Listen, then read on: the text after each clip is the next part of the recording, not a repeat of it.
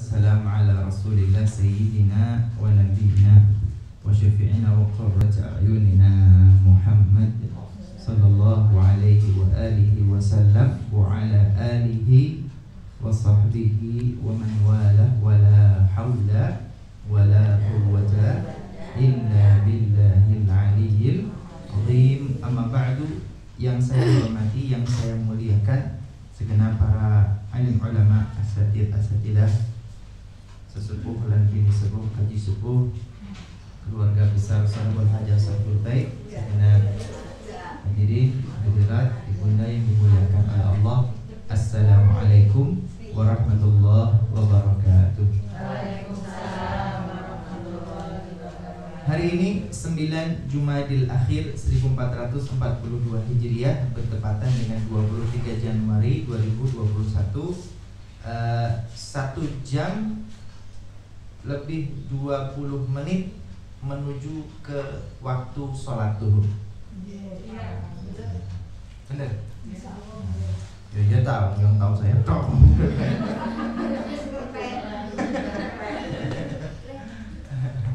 Kita menyambut 1 jam 20 menit. Bunda, kajian kita terakhir, catatan terakhir tentang najis. Tentang najis. Alhamdulillah. Najis. Ada najis, ada hadas. Najis itu ada bendanya. Kalau hadas itu tidak ada bendanya.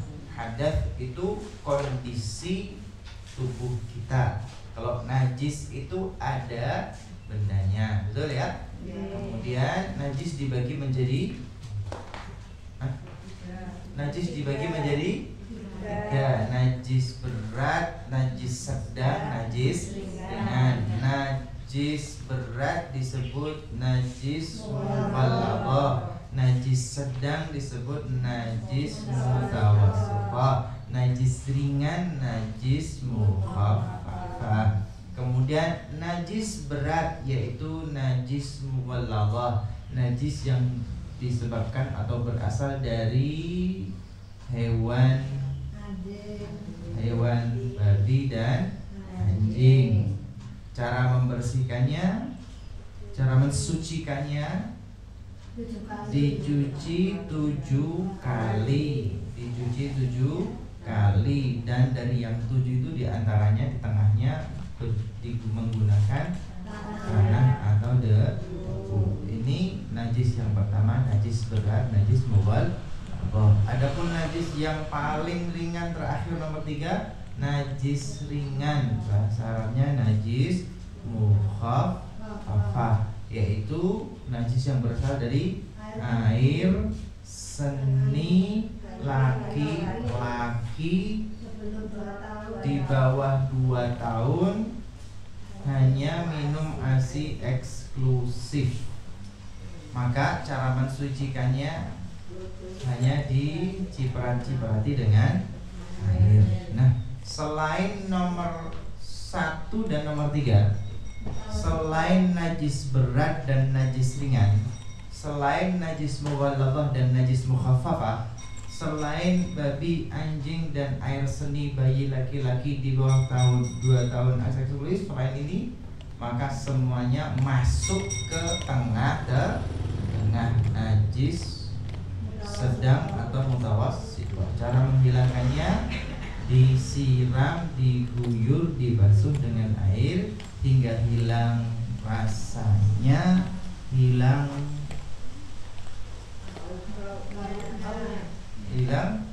baunya, hilang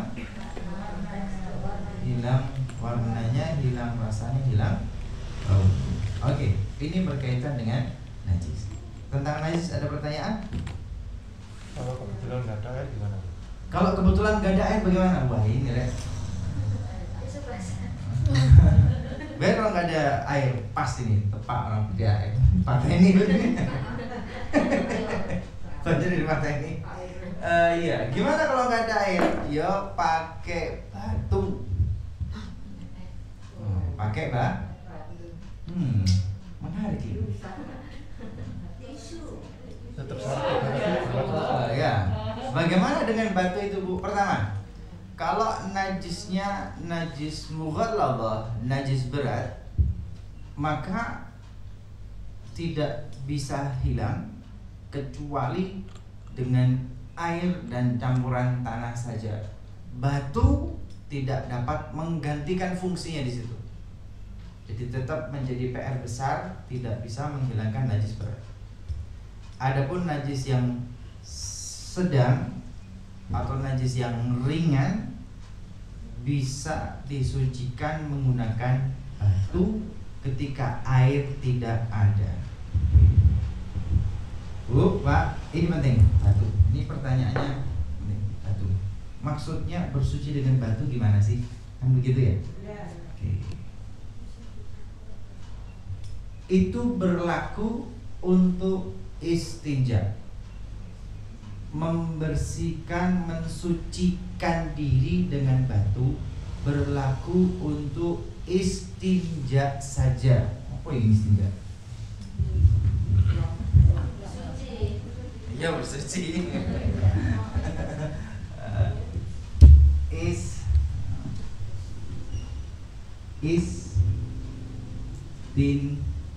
Istinja yaitu mensucikan diri,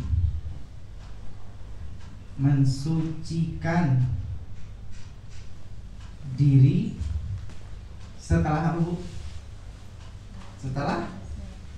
Setelah buang, setelah BAB atau buang air kecil. Gitu ya. Istinja itu, Bu, mensucikan diri setelah buang air besar atau setelah buang air kecil. Ini menggunakan air atau menggunakan batu atau batu dikombinasikan dengan air. Sampai sini jelas? Jelas. Kalau najis yang bukan istinja tidak bisa pakai batu tapi harus pakai air. Syaratnya batu terus batu sembarang batu atau gimana? Kalau bisa batu akik.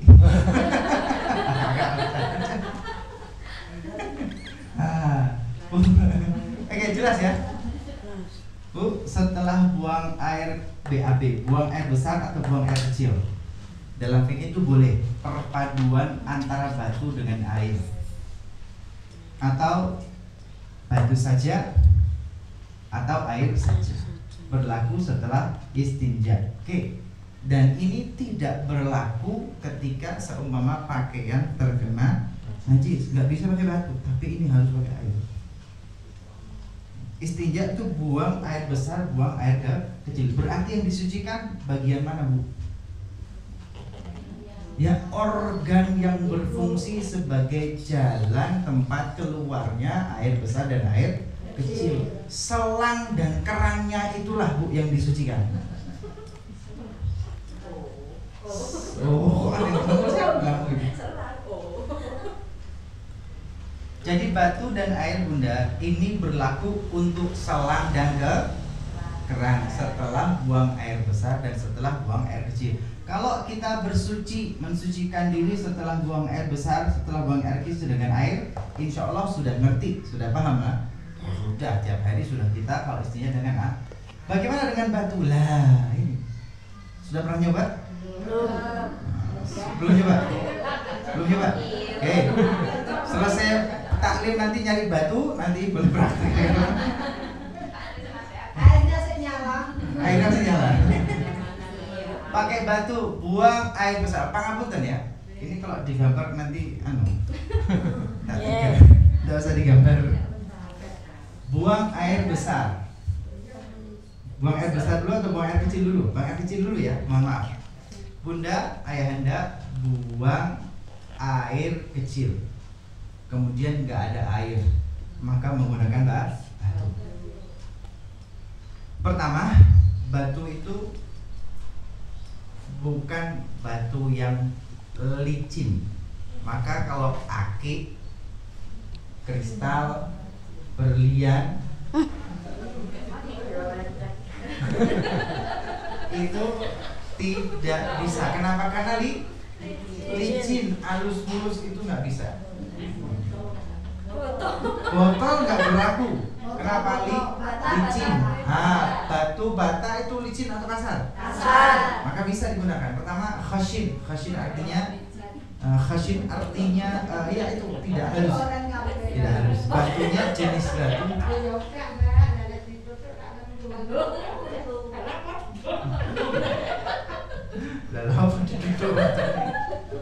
Pertama, batunya batu yang tidak licin, khashin ya. Batu licin itu ya akik, batu-batu mulia mungkin itu licin ya. Itu nggak boleh.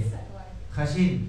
Kemudian batu itu qalid, artinya qalid mampu menghilangkan atau mengangkat kotoran kalau masih ada.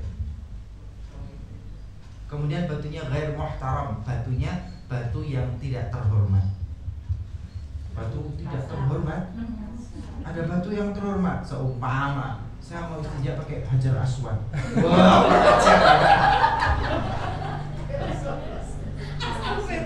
batunya terhormat, haram. Betul batu, betul kasar, tapi mulia dan terhormat. Nggak boleh. Termasuk batu yang untuk bangunan Ka'bah. Batu tapi dari Ka'bah haram. Kenapa? Karena batunya mulia. Karena batunya batu mulia, dihormati, dimuliakan. Gitu ya. Oke, terus bagaimana caranya seumpama, mohon maaf Pak Ngapunten. Ini haruskah di online kan seluruh alam? Seumpama Pak Ngapunten dia. Seumpama anak kecil laki-laki buang air kecil, pipis. Ngoten nggih, Bu? Maka kemudian dari organnya pipis. Kemudian mohon maaf Bu ya, bagian ujungnya saja kan yang keluar pipis. Maka kalau buang air kecil jangan sampai jembret mana-mana. Ya kalau buang air kecil dengan posisi jongkok. Kenapa? Supaya air seni itu memang jatuh ke tanah, ke bawah dan langsung hilang begitu saja. Tidak nyiprat kemana-mana. Karena kalau nyiprat itu tidak bisa disuci, cipratan itu nggak bisa disucikan dengan batu, harus dengan air. Nyiprat ke pakaian, nyiprat ke kaki, lah ini nggak bisa disucikan dengan batu, dengan air. Yang berada di ujung alat kelamin, kira-kira begitu ya. Nah kemudian itu kan disucikan dengan batu. Batunya bagaimana? Contoh, katakanlah ini Bu, ada beberapa sisi kan batu itu.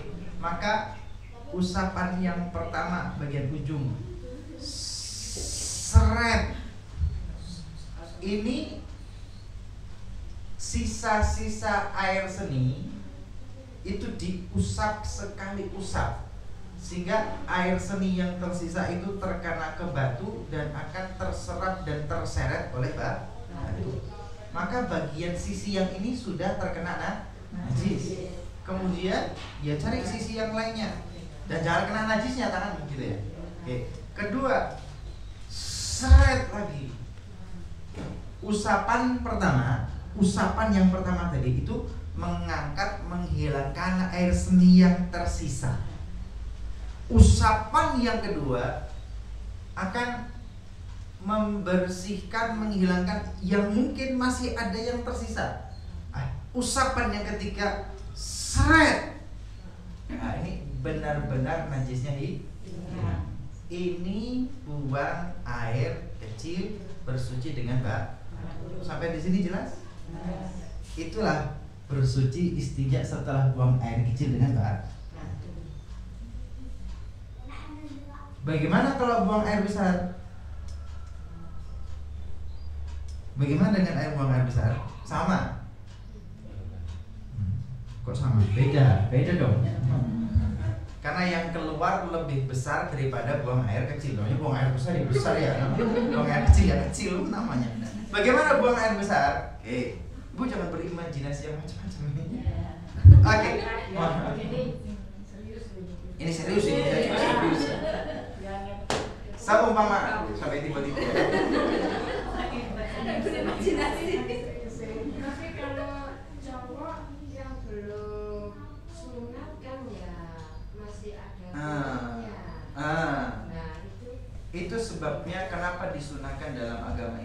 dia disunat pada hari ke-7 setelah kelahiran. Ketika ada pembiaran sampai dewasa, dia bersuci, mohon maaf, ketika belum disunat maka seakan-akan dia mensucikan bagian luarnya yang tertutup, tetapi di dalamnya itu masih mutanajis. Di dalamnya itu masih mutanajis, ada menyimpan najis di dalamnya. Tapi ketika sudah disunat, kulit bagian luarnya itu akan ditarik sedikit, kemudian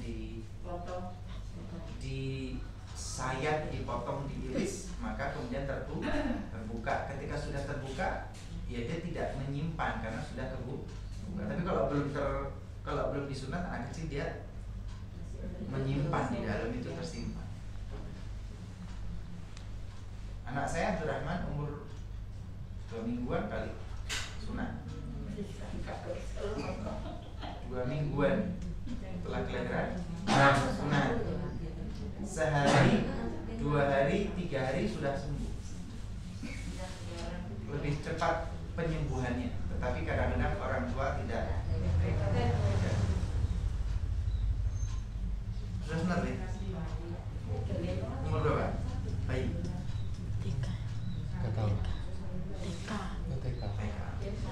Oke, lanjut ya. Buang air besar Bunda ya. Bet, bagaimana kalau buang air besar? Oke, buang air besar, maka buang air besarnya keluar gitu ya. Buang air besarnya keluar. Ketika sudah buang air besar, ya mau tidak mau ini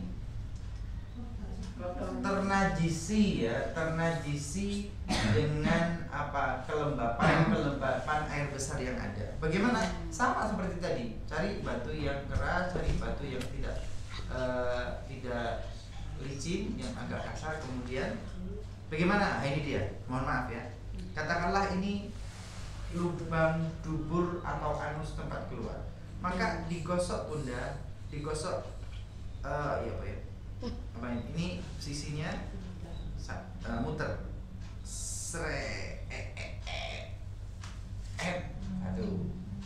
muter ya, satu kali ini untuk menghilangkan jembret yang masih ada. Apakah sekali usap jembretnya langsung hilang? Ya. Ibu emang pernah?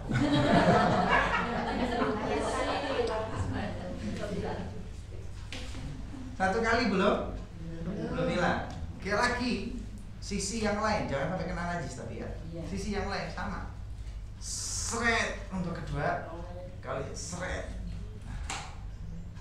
Nah, ini pembersihan yang kedua. Yang ketiga terakhir di sisi yang lainnya, kemudian juga seret.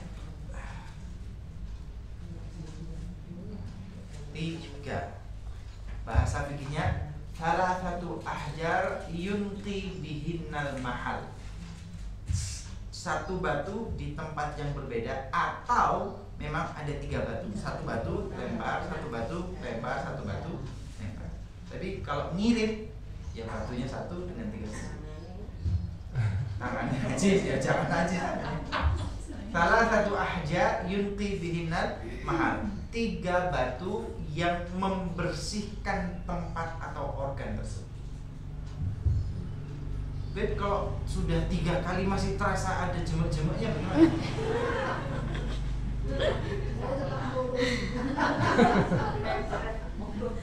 Mencret. Itu akan beberapa kali sampai bersih. Kalau ditanya mana lebih baik, batu atau air? Air.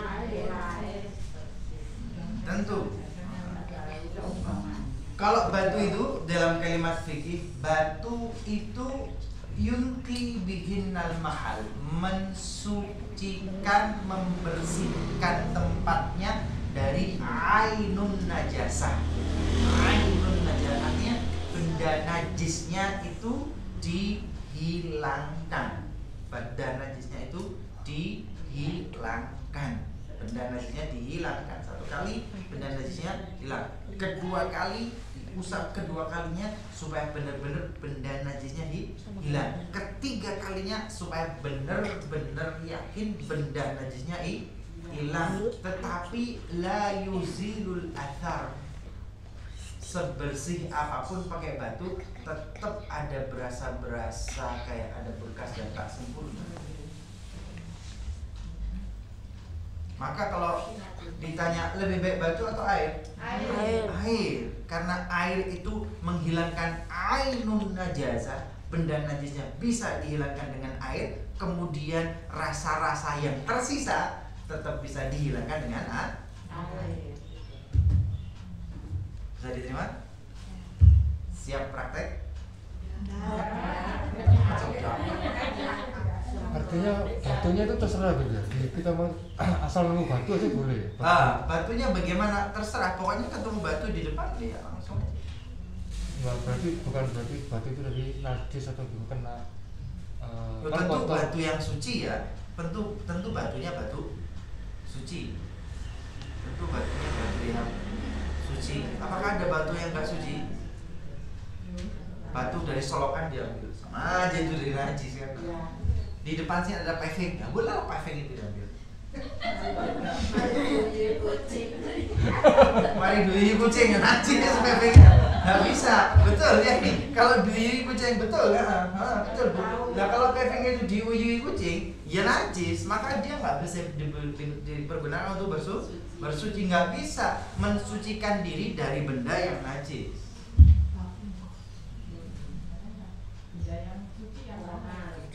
Ribut? Yang suci yang mana? Ya, paving di depan jalan ini congkel satu ini gitu. Pokoknya nggak ada najisnya ya, tidak kelihatan najis, tidak tampak najis, nggak ada bekas najis, yaitu suci. Kalau ada kotoran kecampur tanah gitu kan? Tanah tidak suci. Tapi kan tanah tidak najis loh ya. Tanah itu tidak najis. Seumpama Bib ini saya ambil batu dari tanah. Lah semalaman itu hujan deras sehingga batunya berselimutkan tanah. Ya sudah, batunya dibersihkan. Batu dok. Bagaimana kalau ada batu bercampur dengan arus bawis bismillah? Enggak bismillah. Kenapa? Karena tanahnya dikhawatirkan tanah atau pasirnya nanti lepas, tidak nempel di batu, malah nempel di tempat najis. Maka tanahnya bercampur dengan najis, bukan najisnya hilang, tetapi bertambah banyak dengan pasir, yang pasir itu tidak bisa mensucikan. Justru pasir itu pasir mutanajis, pasir yang tercemari dengan benda najis. Itulah bedanya najis dan mutanajis. Najis itu benda yang najis, mutanajis itu benda yang suci kemudian tercemari dengan najis. Air ini suci, tetapi kalau kemudian kecemplungan cecek sama pelung, cecek yang buang air, seumpama kan, airnya suci, tapi gara-gara cecek yang beol, pelung di sini, ya beol cecek itu najis, tetapi airnya menjadi mutanajis, tercemari dengan benda najis. Tapi insya Allah kalau di Indonesia ya insya Allah ada kekurangan air lah. Insya Allah ada kekurangan. Ini berkaitan dengan najis. Ada pertanyaan lain tentang najis? Nomor 3 apa? Oh, ringan hanya di Ciparat. Ringan hanya di Ciparat. Hadas, sudah hadas? Kalau habis wudu itu dilap sama handuk khusus gitu, itu Ya. boleh nggak? Ini mahallul khilaf. Beb, setelah berwudu, apakah baiknya wudunya dibiarkan saja atau lebih baik kita pakai handuk? Kalimat saya mahallul khilaf. Hal ini adalah menjadi bahan diskusi antar fuqaha, antar mazhab. Masing-masing punya dasar hukum. Habib tidak hafal hadisnya, tapi pernah membaca saja.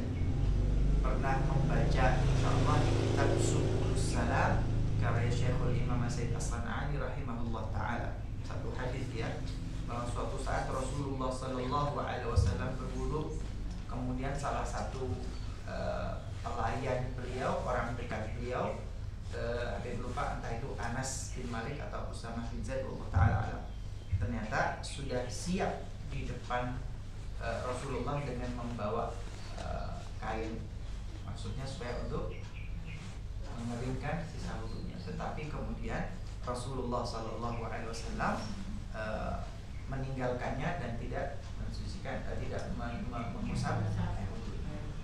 Ini potongan hadisnya, potongan salah satu hadis, belum lagi hadis yang lain. Dari potongan hadis ini yang dapat kita pahami apa coba? Rasulullah wudu, kemudian salah satu sahabat berdiri menanti membawa kain untuk mengeringkan, tapi kemudian Rasulullah tidak mengeringkan air wudu. Oke, yang dapat disimpulkan?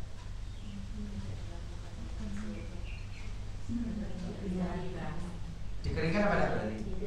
Tidak. Kenapa? Jadi biar kotos-kotos. Dari hadis itu begitu ya. Jadi seingat Habib madhabus Syafi'iyah, madhabus Syafi'i memang tidak mengeringkan. Yang lebih afdal adalah setelah itu tidak mengeringkan.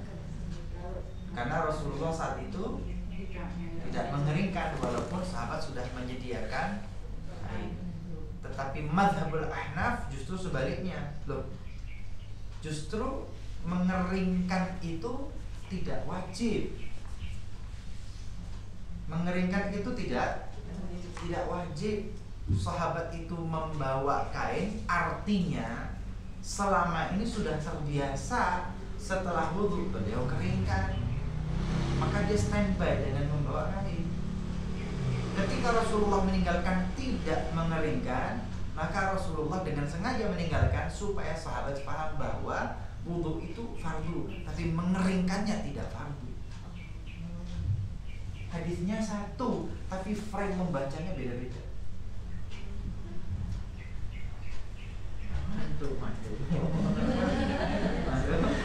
Lah hadisnya satu, tapi bagaimana lihat ulama cerdasnya membaca situasi dan kondisi.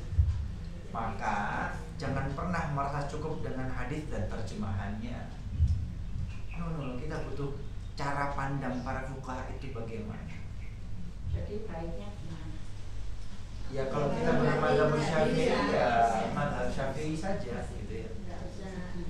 Kalau madhab Syafi'i memang setelah berwudu ya biarkan saja kelak tetesan-tetesan ini yang menjadi saksi yang akan menjadi saksi dan cahaya dan malaikat nanti di hadapan Allah Ta'ala. Tetapi Imam Hanafi juga cerdas. Loh, sahabat standby itu artinya ini sudah jadi kebiasaan Rasulullah. Sahabat standby bawa kain ini menandakan bahwa ini sudah menjadi kebiasaan. Beliau mengeringkan setelah wudu, tapi saat itu Rasulullah tinggalkan, memberikan pemahaman kepada sahabat bahwa wudu ini fardu dilaksanakan, tapi mengeringkannya bukan fardu. Kau keringkan boleh, tidak keringkan tidak apa-apa. Jadi mengeringkan itu jadinya sunnah, tidak wajib. Madhab Syafi'i, lebih baik ditinggalkan. Kalau dilakukan,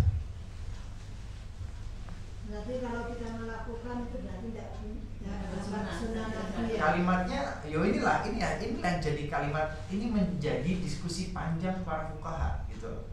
Kalau Imam Ahnaf mengatakan bahwa berarti sunnahnya adalah mengeringkan. Andai kata Rasulullah selalu keringkan, tidak ditinggalkan kayak tadi hadis tadi, berarti mengeringkan jadi fardu wajib. Jadi dikeringkan fardu sudah ya. Apa? Gitu kan? Nah, ini frame pembacanya Imam Hanafi gitu. Selama ini terbiasa mengeringkan, maka kalau dikeringkan terus nanti jadi fardu. Maka Rasulullah tinggalkan saat itu. Maka hukum mengeringkan air wudu setelah adalah sunnah menurut madhab Hanafi. Menurut madhab Syafi'i, karena sahabat sudah standby, Rasulullah tinggalkan, maka yang lebih utama sunnahnya adalah tidak dikeringkan. Tetapi kalau mengeringkan ya khilaful aula ya, bukan makruh ya, tapi khilaful aula. Yang aula, yang lebih sunnah adalah dibiarkan tidak dikeringkan. Tapi kalau dikeringkan ya bukan makruh tapi khilaful aula. Ini kan satu hadis tetapi bertolak belakang. Mazhab Syafi'i sunnah dibiarkan tidak dikeringkan. Mazhab Hanafi sunnahnya dikeringkan. Satu hadis tetapi hasilnya bertolak belakang. Ibu mazhab apa? Syafi'i. Oh ya sudah ikut mazhab Syafi'i. Lebih baik tidak dikeringkan. Kalau ibu mazhab Hanafi lebih baik ibu keringkan.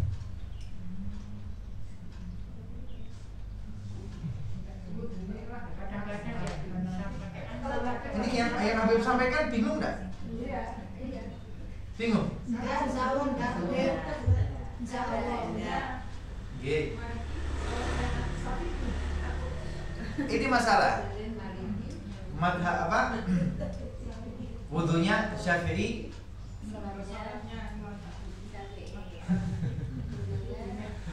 Itu sama dengan Campur. masakan rawon tapi kemudian dikasih jeruk soto. Itu namanya masakan rawon kemudian dikasih bumbu gado-gado.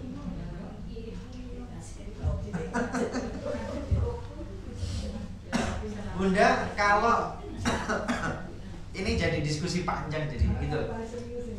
Bunda, seharusnya hindari perpindahan madhab, tetapi fokus dalam madhab Syafi'i dulu. Kenapa? Karena di dalam madhab Syafi'i sendiri nanti setelah madhab Syafi'i, Al-Imam Syafi'i ya, pencetus madhab Al-Imam Syafi'i, beliau punya qaulun qadim ketika di Irak. Fatwa qaul qadim, pendapat beliau ketika beliau masih di Irak. Setelah itu beliau tinggalkan Irak, pindah ke Mesir. Beliau punya qaulun jadid, revisi dari qaulun qadim. Jadi ada dua pendapat dalam mazhab Imam Syafi'i yang beliau sampaikan sendiri. Nanti setelah Imam Syafi'i ada Al-Imam Asy-Syirazi, murid Imam Syafi'i namanya Imam Asy-Syirazi. Imam Asy-Syirazi ini kemudian melakukan screening kembali. Makanya Imam Syafi'i ini bagaimana sih? Beliau lakukan screening lagi, kemudian beliau rapikan lagi. Setelah Al-Imam Asy-Syirazi nanti banyak lagi. Ada Al-Imam Al-Ghazali, ada Al-Imam An-Nawawi, ada Imam Ar-Rafi'i, ada nanti Ibnu Hajar, ada Imam Ar-Ramli. Banyak imam di bawahnya yang kemudian melakukan penelitian, melakukan formulasi, kemudian menampilkan ini loh madhab Syafi'i setelah saya rapikan dan dicerna dari para pelajar. Imam Ramli begitu, kemudian Imam Nawawi juga begitu. Ini loh madhabnya Syafi'i setelah saya rangkum dari imam dulu begini. Tapi ternyata ada perbedaan di dalam madhab Syafi'i sendiri. Belum beda madhab. Lantas bagaimana, Bib? Kalau menurut saya, ambil perbedaan yang ada tetapi masih dalam lingkup madhab Syafi'i. Jangan loncat ke madhab lain. Kenapa? Karena madhab lain juga sama. Madhab Maliki, Imam Malik dia punya murid banyak. Muridnya juga melakukan penelitian, penulisan, kemudian disampaikan. Juga ada perbedaan-perbedaan di dalam madhab Maliki. Lantas bagaimana? Yang terbaik ya kita bermadhab Syafi'i. Kalau ada perbedaan, ya lihat saja perbedaan. Contoh ya mungkin kalau haji atau umrah tersentuh tuh batal atau enggak, kan begitu. Sebetulnya nggak perlu loncat langsung ke madhab Maliki. Kenapa? Karena di dalam madhab Syafi'i sendiri, Naam Al-Imam Syafi'i mengatakan bahwa persentuhan kulit seret begitu saja keduanya batal, kan begitu. Tetapi di dalam mazhab Syafi'i sendiri, mereka yang punya kemampuan tafsir, mufassir, mereka juga melakukan perbedaan pendapat dan merevisi. Nggak usah ke Maliki dulu. Di dalam mazhab Syafi'i, yang bermazhab Syafi'i, Al-Imamul Baghawi, mufassir dalam mazhab Syafi'i, juga menguatkan hal yang lain. Aula mastumun nisa la masa yulamisu, bukan sekedar masa, bukan sekedar lamisa. Persentuhan kulit itu masa, masa itu bersentuh. Masa yang masuk bersentuh. Kalau lamasa memegang. Kalau lamasa yulamisu sengaja megang. Di dalam ayat itu aula mastumun nisa, bukan au mastum nisa atau lamastum nisa, bukan, tapi lamastum nisa. Artinya ada kesengajaan, engkau sengaja memegang mereka, atau kau dengan hasrat kau pegang mereka. Itu di dalam mazhab Syafi'i sendiri ada perbedaan, itu nggak usah Maliki. Di dalam mazhab Syafi'i juga begitu. Tetapi entah mengapa gitu ya, lamasa ini Al-Imam Syafi'i kemudian memaknai dengan massa, sentuh perempuan batal. Walaupun di dalam mazhab ada enggak, lamastum artinya engkau dengan sengaja menyentuh perempuan, kau batal, perempuannya tidak batal. Yang sengaja nyentuh batal. Atau sengaja nyentuh dengan hasrat dan keinginan. Beda lagi ya, beda lagi ya. Kan? Saya sengaja pegang, ya saya sengaja, tapi tanpa ada rasa dan hasrat. Beda lagi, saya sengaja pegang karena penuh hasrat dan keinginan. Loh, satu kata ini maknanya bisa banyak, Bunda. Satu kata maknanya bisa banyak. Bib, lantas bagaimana, Bib? Seharusnya ya kita ngambil muktamad mazhab Syafi'i dulu. Bib, saya akan pergi haji, saya pergi umrah. Oke, jangan pindah mazhab dulu. Lihat dalam mazhab Syafi'i, para a'imah, para imam, para ulama dalam mazhab Syafi'i, mereka punya pendapat lain, pasti ada. Allahumma tidak semua orang belajar secara detail dan mendalam. Kenapa tidak belajar detail dan mendalam? Iya, karena ngajinya cuma seminggu sekali, hari Sabtu toh.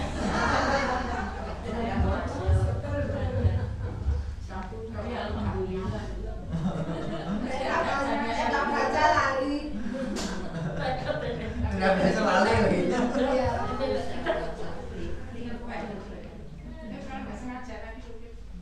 Kalau muktamad mazhab Syafi'i, selama ada di Indonesia, Anda di rumah, Anda tidak ada apa-apa, menurut Habib lebih baik dengan muktamadul mazhab Syafi'i, bahwa tersentuh ya sudah.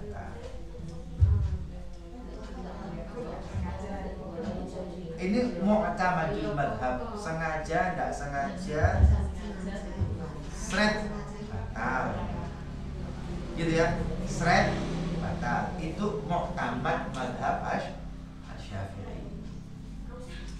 Kecuali Bib, saya ini mau pergi haji, saya akan umroh, nanti akan oke lah, Anda ambil pendapat lain di dalam mazhab Syafi'i, bahwa la masa bukan tersentuhan, tapi la masa adalah memegang. Maka kalau desek-desekan, kan desek-desekan, siapa yang megang dan yang megang? Ibu ngerti kan arti memegang? Nyakal ya. Nyakal itu bagaimana coba?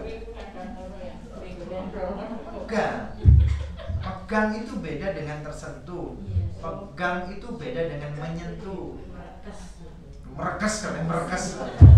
Memegang. Dalam mazhab Syafi'i itu enggak. Jadi ayatnya cuma satu ya, lamastumun nisa, tapi pemaknaannya bisa berarti menyentuh sengaja dan sengaja. Ada lamasa, menyentuh dengan sengaja. Bisa lamasa artinya kedua belah pihak ingin berpegang-pegangan, ingin bersentuh-sentuhan. atau lamastum, kau memegang dengan penuh hasrat dan keinginan. Banyak makna dalam satu kata lamastumun nisa. Jadi kalau ngomong fikih hukum ini Bu, pasti ada khilaf dan perbedaan.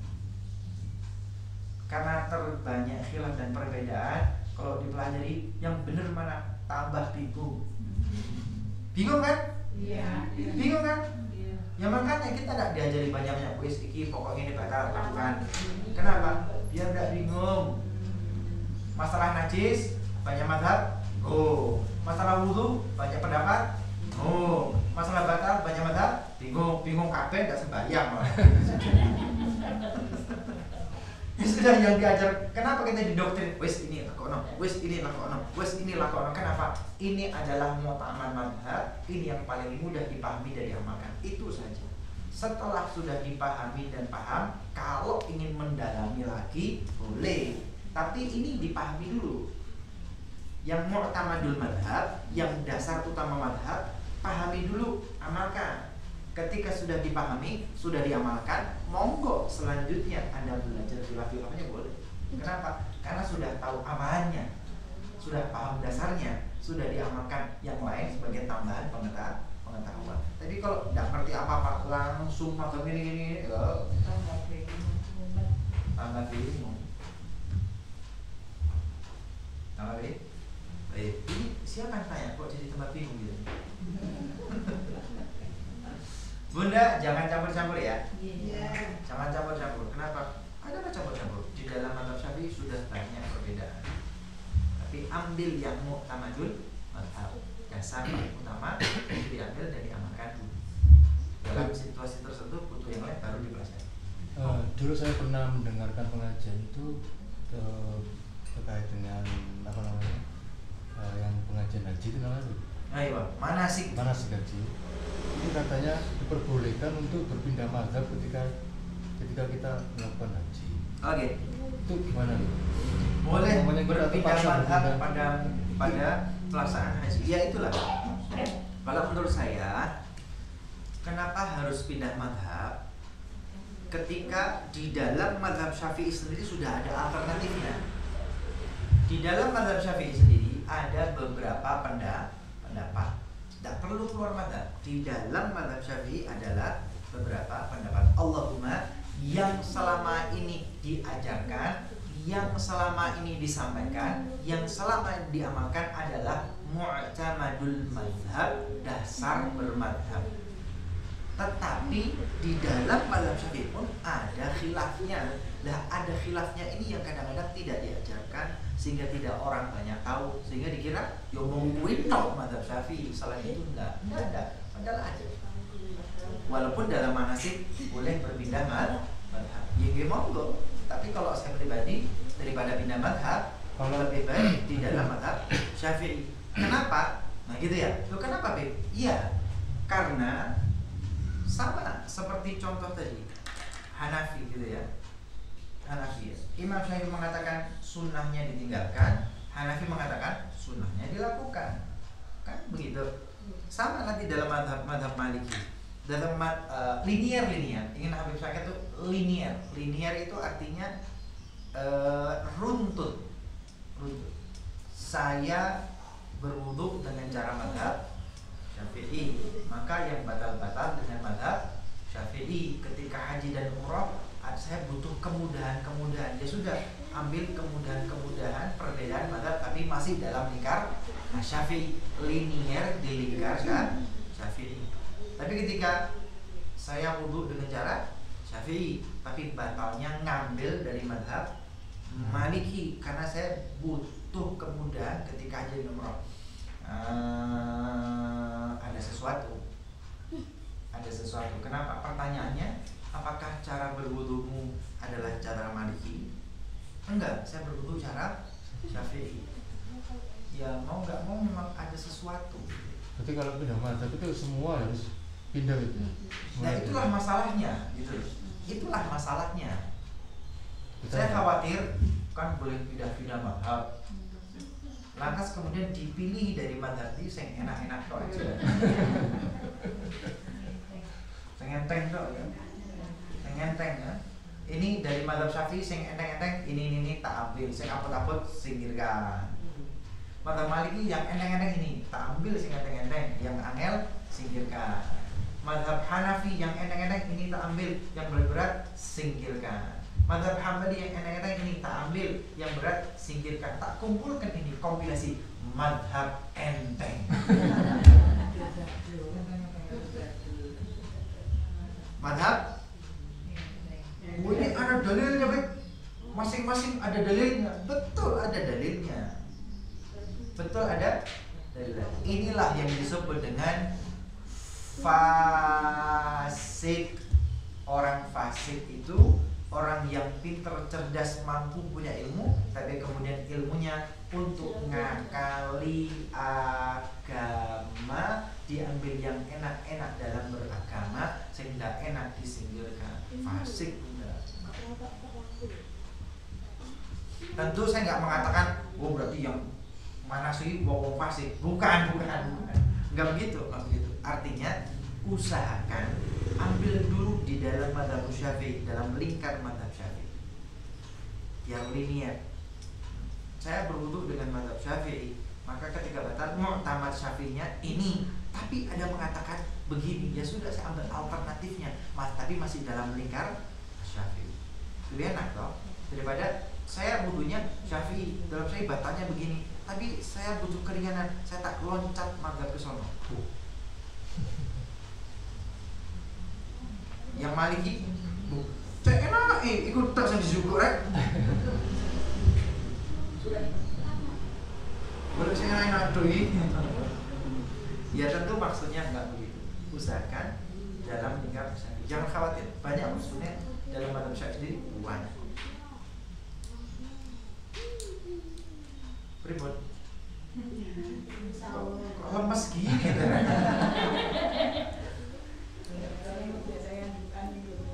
Oh, betul apa? Enggak haram, Bu, enggak haram. Imam Syafi'i lebih baik ditinggalkan karena air wudhu nanti menjadi malaikat dan menjadi saksi. Tapi kalau wudhu, kalau ada wudhu gerges kepuyuh saya sudah tidak haram, tidak haram. Letakkan sesuatu pada tempatnya benar. Yang wajib wajib, yang fardu ya itu tidak bisa ditinggal. Yang sunnah ya sunnah, Anda mampu melakukan alhamdulillah, tapi tidak mampu dilakukan, Anda tinggalkan boten nopo. Jangan memberatkan dirimu dengan yang sunnah, tapi paksa dirimu dengan yang wajib dan fardu. Kalau wajib fardu, paksa dirimu untuk melakukan. Kalau sunnah saged nggih, alhamdulillah, boten saged nggih, boten napa-napa. Itu meletakkan sesuatu pada tempatnya. Saya nggak pernah ngajari ini sunnah, lakukan. Kalau sakit gini ngomong betul sakit gini, maksud apa? Oke, apa lanjut ya? Masih kuat? Atau sudah lelah ini?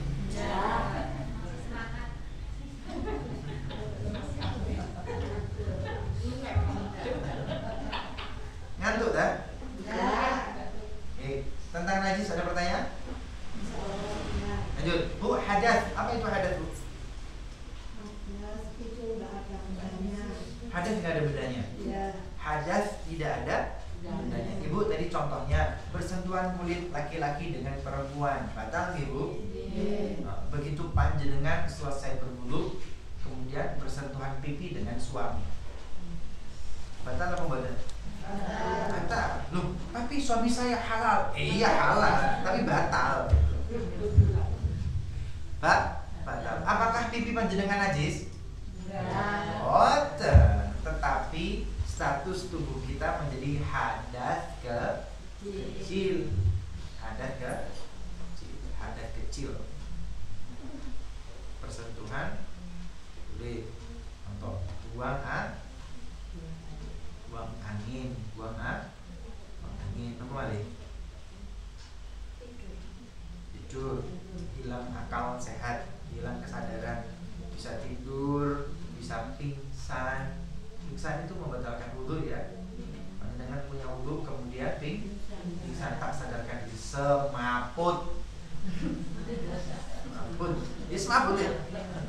semaput, tak sadarkan diri, itu wudunya tak. Seumpama panjenengan punya wudu, kemudian tidak sengaja ini apa ini, gitu kan? Ada masakan di dapur seumpama, atau ada air gitu ya, dimakan banyak, ternyata loh ini lah daun kecubungan. Mabuk.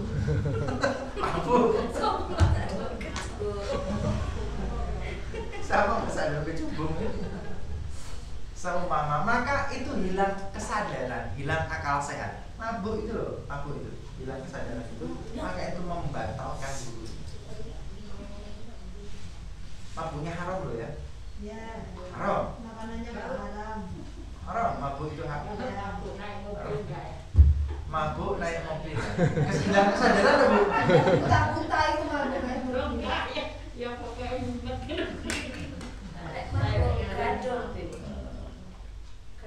Mabuk yang menghilangkan kesadaran, menghilangkan kesadaran dan akal sehat.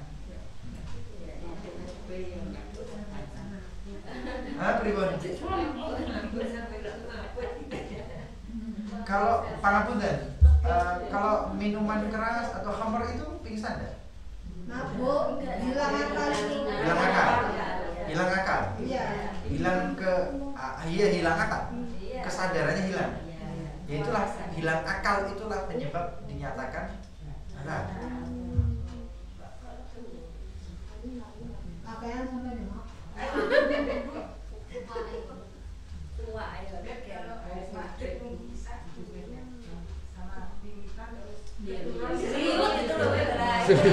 Katanya kan kalau tidak berubah posisi.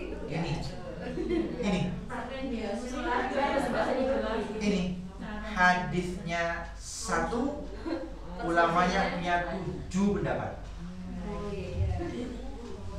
Hadis tentang tidur ini hadisnya 1, tapi ulama punya pendapat 7.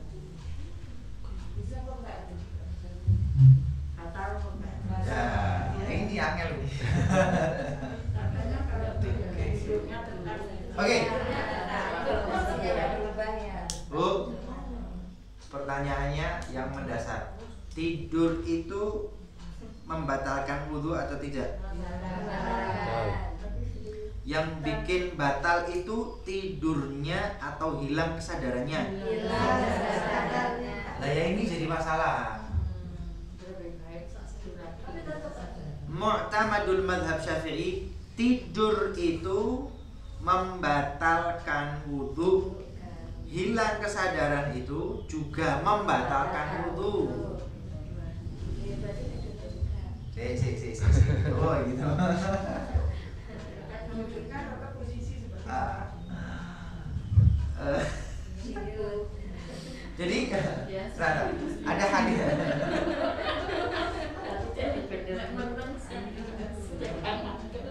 Oke. Wudhu itu dengan sendirinya tidur itu dengan sendirinya membatalkan wudhu atau hilang akalnya yang membatalkan wudhu? Hilang akalnya.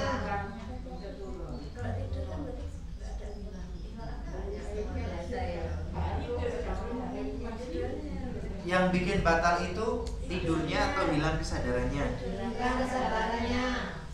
Bu, itu khilaf, ada 7 Bu. Jadi saya ngomongin angel ini. Itu tidur itu ada 7 pendapat.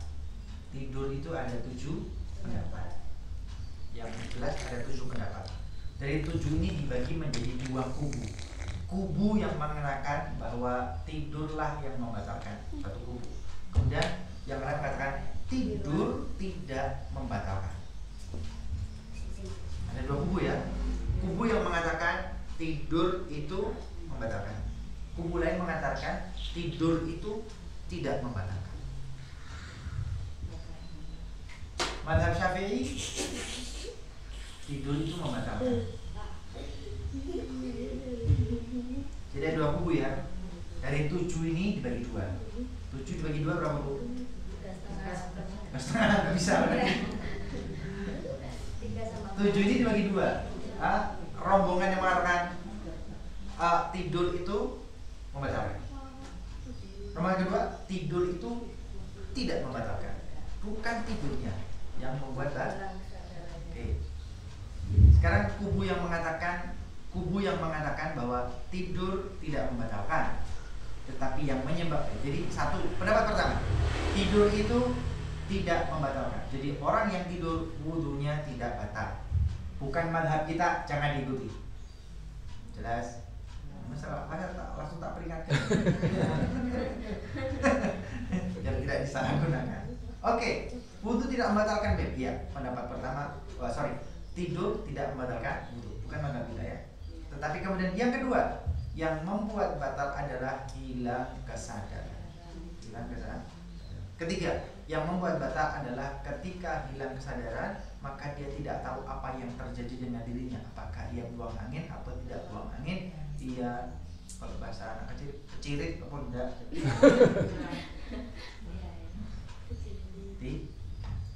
Ini kubu yang mengatakan tidur tidak membatalkan. Kubu yang ketiga, sudah tiga ya. Dan ini bukan mazhab kita.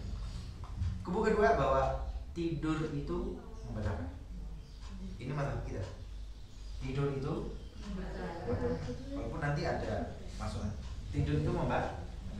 Kemudian, maka kalau tidur itu membatalkan, tidur yang bagaimana? Nah, ini khilaf lagi. Bu, tidur itu bagaimana sih? Ini jadi masalah.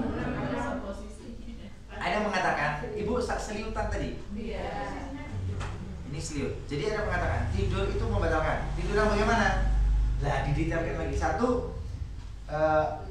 Satu, tidur itu tidak membatalkan ketika mata terpejam tapi telinga mendengar.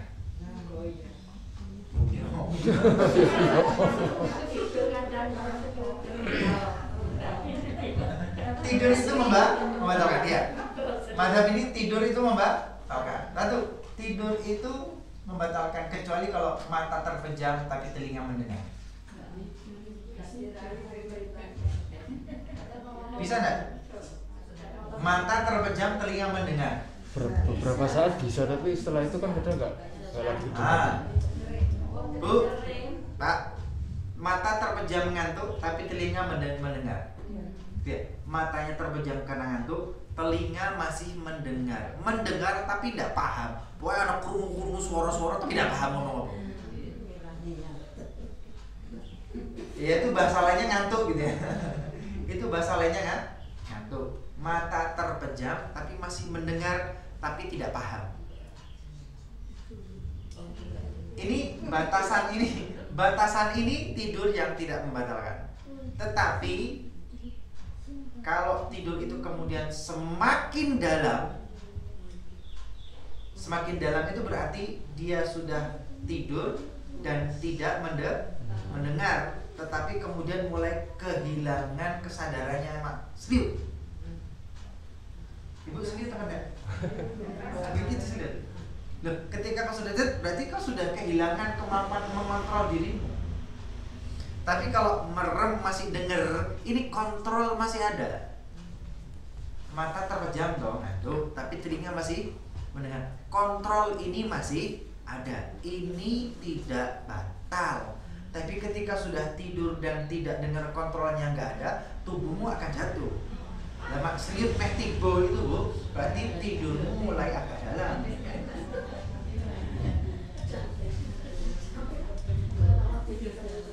Jelas? Yang ketiga adalah mata terpejam, telinga tidak mendengar, tubuh sudah tidak serius, tapi sudah tidur yang dalam.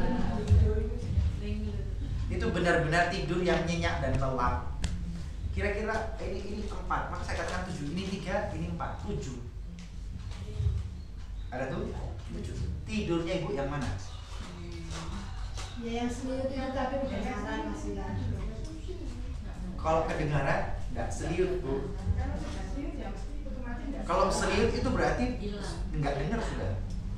Kalau ibu sampai seliut berarti sudah nggak dengar. Kalau ibu masih dengar tidak seliut. Berarti batal atau gimana batal?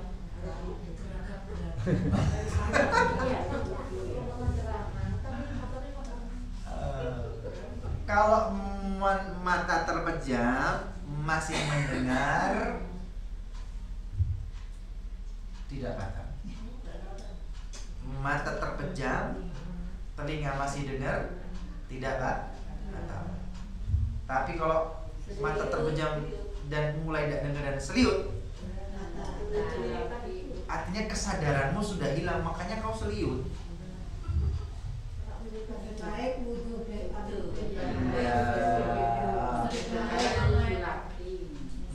Ya khilaf ya madhab ini, tidak ngomong madhab lain ya. Madhab Syafi'i pun khilaf ini.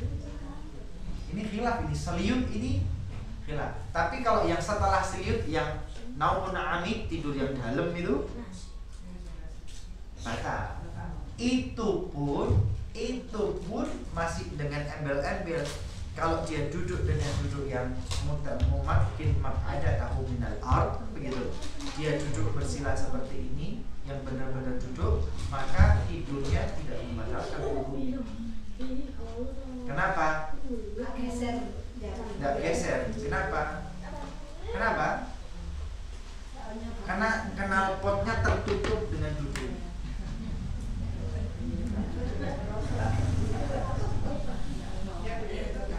Oh, kalau ibu duduk begitu, batal.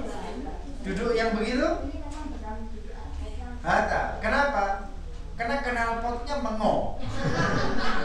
Tapi kalau duduknya begini, tertutup dengan, tertutup dengan tempat duduk kita. Jadi kemungkinan angin keluar itu kecil. Mosok Bib, ya coba sekarang gini didegan keluar. Hampir kilo kita nanam apa sih? Kalau senden? Bagaimana kalau senden? Coba sendennya seperti apa?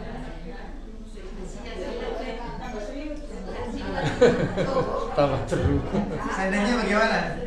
Ya, jika senden seperti ini kira-kira menutup apa enggak? menutup, tapi kena ini tuh Beb.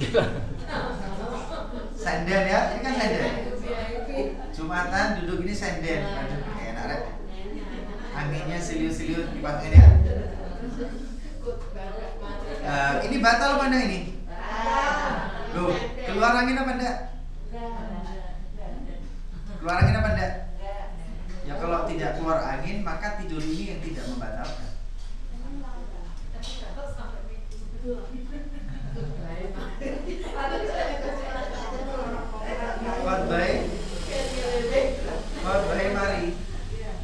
Mari. Khotbahnya selesai. Ya bangun. Masya Allah, enak tenang khotbahnya. Enak tenang khotbahnya.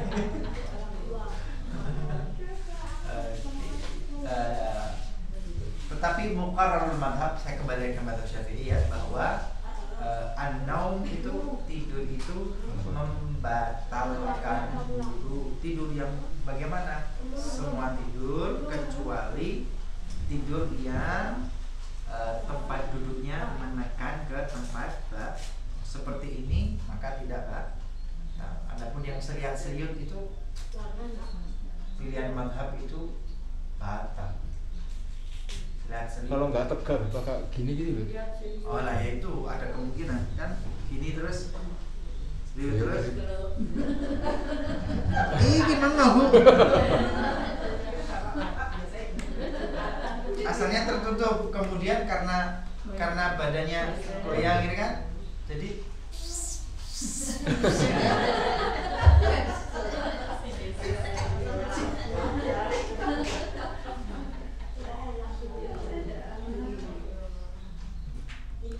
ya, ini belum sampai hadas nih, Bu. Tadi termasuk beberapa contoh penyebab hadas ke. Karena hadas ada dua ya, ada hadas kecil, ada hadas besar. Hadas kecil, hadas besar. Enggak ada bendanya. Hadas kecil, ada hadas besar. Hadas kecil ya beberapa contoh kita sampaikan. Hadas besar bagaimana Bu? Hadas besar yang mana? Hadas besar? Buang air besar. Hadas kecil, hadas besar. Hadas kecil, hadas. Terus nanti pertemuan akan datang akan diterangkan. Yang jelas hadas kecil dihilangkan, diangkat dengan berwudu. Wudu itu untuk menghilangkan hadas kecil. Nawaitul wudu'a li raf'il hadatsil asghari fardhan lillahi ta'ala. Nawaitul wudu'a, niat ingsun berwudu, li raf'il hadatsil asghar, untuk mengangkat hadas kecil. Li raf'il hadatsil asghar, untuk mengangkat hadas kecil. Li raf'il hadatsil asghar, untuk mengangkat hadas kecil. Lillahi ta'ala. Adapun kalau hadas besar, nawaitul ightisala, bukan nawaitul wudu'a, tapi nawaitul ightisala atau nawaitul ghusla. Nawaitul wudu, ada nawaitul ghusl. Nawaitul wudu, saya berwudu. Nawaitul ghusl wal ightisal, saya berniat mandi. Li raf'il hadatsil akbari, untuk mengangkat hadas besar. Fardhan lillahi, hadas kecil dihilangkan, disucikan dengan wudu. Hadas besar dihilangkan dengan mandi besar. Insyaallah kita lanjutkan lagi, kita lihat pada pertemuan yang akan datang. Allah Ta'ala a'lam. Subhanakallahumma wa bihamdika asyhadu an la ilaha illa anta astaghfiruka wa atubu ilaik. Subhana rabbika rabbil izzati amma yasifun wa salamun ala mursalin walhamdulillahi rabbil alamin. Kapunten ingkang kathah